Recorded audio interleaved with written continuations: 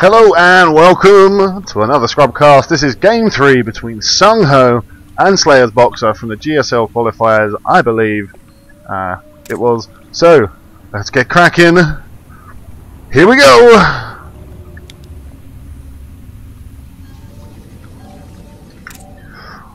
And so, SangHo down here at the 5 o'clock position and SlayerSBoxeR at the 7 o'clock position. Now, if you haven't played this map much, don't know very much about it, on this map it is a 2 versus 2 map originally, and so you cannot spawn on the same side of the map as your opponent, which means you will always be opposite sides. So if you are here at this position in the bottom, they will either be up here or down here, and they will never be in this position.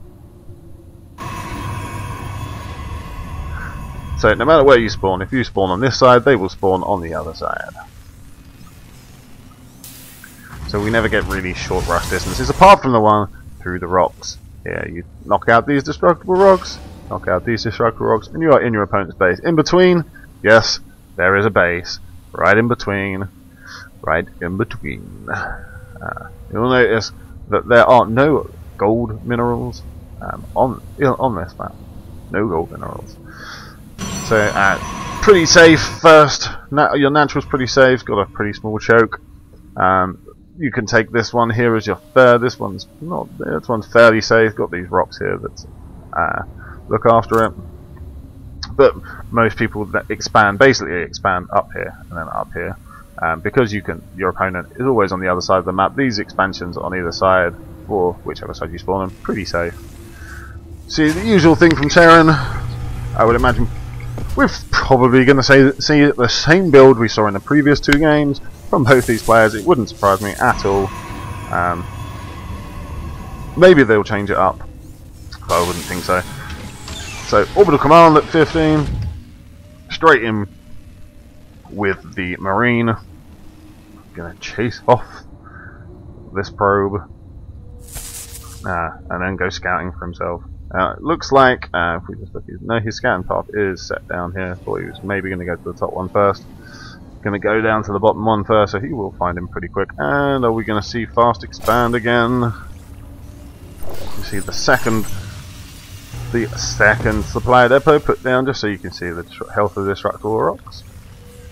Always a good idea. Just checking there aren't any proxy pylons going down, and then he's going to plonk his Marines just in front of this ramp. You can actually wall this ramp off with Marines, takes about 7 of them. This one takes 5, this one takes about 7. And again, there comes the tech lab, and 1 Marauder, so 2 Marines, 1 Marauder, exactly the same as we've seen in the previous 2 games. And this time it's a Stalker first, oh no, and then Stalker for SangHo. You see, factory, so 1-1-1 build and no fast expand this time, it seems. Or maybe, okay. He's going to do the same thing, move this one off. He's going to maybe give this tech lab to the factory. We now see gearing up to take his natural here. Nice 27 on the expand. 27, that's quite early. So this is a 1-gate fast expand this time, and we're going to see a 1-1-1 build from SlayerSBoxeR with Tech Lab on the starport. So Banshee or Raven play coming up. We now see just poking about with his little Marine Marauder force. As we now see Stalker the Zealot hanging out at the top of their ramp. Warp gates must have just finished, as I hear the warp gate opening. And we have second gateway going down now. And 2 more gateways, so 4 gate. 1 gate fast expand into 4 gate from the Protoss. And it is a Banshee coming out with Cloak for our Terran buddy SlayerSBoxeR. No stim yet, no combat shields, putting all of his gas into getting these Banshees out. Marines, and basically this is what you can when you go for the Banshee build, any kind of Banshee build, very quickly you're stuck with pretty much Marines. He actually didn't rush for the Banshee, he probably could have got it earlier had he wanted to, because doing it out at 7 minutes, and you can actually have Banshees out by now by about 6 minutes 30 seconds, and I have heard it can be done quicker if you really rush for it. And we'll see this guy just floating across, going to go do some harass. And right now there's not really much to defend this, just 2 stalkers, that's it at the moment to defend this. As we see this force coming up the front here, probably not going to be able to break this quite yet. Not much surface area, to beautiful force fields to stop the SCVs from being able to repair, but he lifts off the factory to give them some room to maneuver. Force fields break,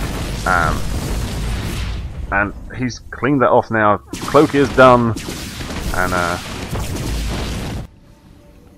he bring it back to help out with that force.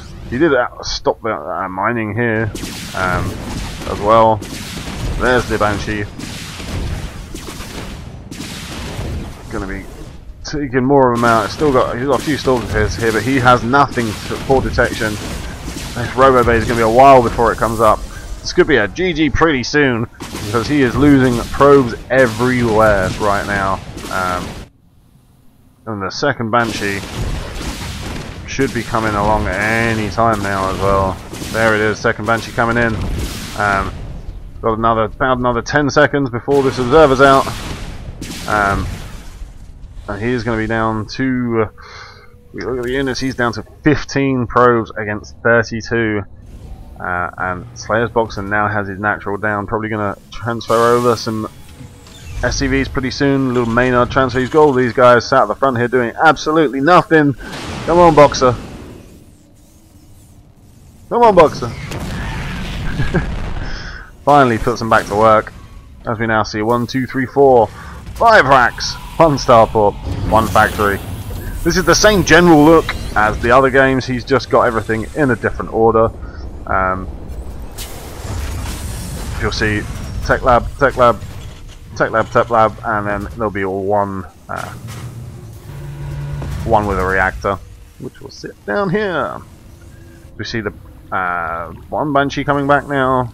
As observers are out, the other Banshee finished doing his business. Just harassing up at the natural here. A lot of chrono boost saved, energy for chrono boost saved up. This lonely pylon over here. Still got control. Oh no, it's just a pylon here.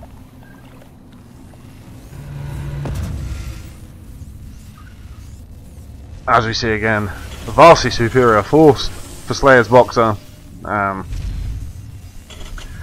Out on the field, but that is mainly due to the fact he has almost doubled the amount of SCVs to probes. And of course, mules! Mules, but he's saving up. He's up to 134 energy on this order command. Up to 50 on this one. Is he going to drop mules, or is he saving scans? There's the mules, there they go. 1, 2, 3, all at the same time. And there'll be a fourth one following shortly, probably when his main gets up to 50 energy again.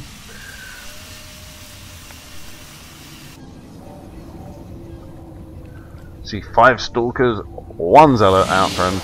Again, I'm pretty convinced SlayerSBoxeR could just move out and kill him right now. One of the things that Day 9 talks about a lot, sometimes you just have to go kill them. It's all fine and well to be cute and want a big army and everything, but sometimes just go and kill him. You know you've killed off most of his probes. He can't be producing much. He came in and attacked at the same time you would kill him probes. He's got nothing much left. You know he hasn't got much left in there, so just go kill him. And that looks like exactly what SlayerSBoxeR is going to do. All these marauders coming out of his 6 barracks, I believe. 1, 2, 3, 6 barracks, all producing marauders. Medivacs coming out. This is just going to be an absolute rout. One immortal, 5 stalkers, none of which can shoot.